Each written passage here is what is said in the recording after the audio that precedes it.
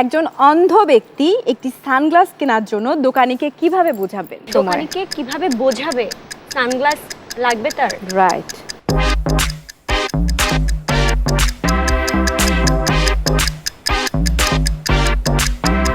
এই রাউন্ডে শুধুমাত্র পারলেই হবে না, ট্রিক্সের সাথে বুদ্ধিমত্তারও পরিচয় দিতে হবে। এবার আমি শুরু করতে চাই সবচেয়ে কম যে মার্কস পেয়েছে তাকে দিয়ে।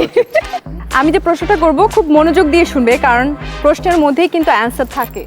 একজন বোবা ব্যক্তি একটি দোকানে গেছেন টুথব্রাশ কিনতে। এখন পিরিয়ড হোক রেগুলার বা হেভি, প্রয়োজন মতো কনফিডেন্স আছে রেডি। Play with confidence. তিনি বারবার করে অভিনয় করে দেখাচ্ছেন, দাঁত ব্রাশ করার ভঙ্গি দিয়ে বোঝানোর চেষ্টা করছেন যে তার টুথব্রাশ লাগবে। এবার আমার প্রশ্ন, একজন অন্ধ ব্যক্তি একটি সানগ্লাস কেনার জন্য দোকানীকে কিভাবে বোঝাবেন? 30 সেকেন্ড প্রশ্ন। দোকানীকে কিভাবে বোঝাবে সানগ্লাস লাগবে তার? রাইট।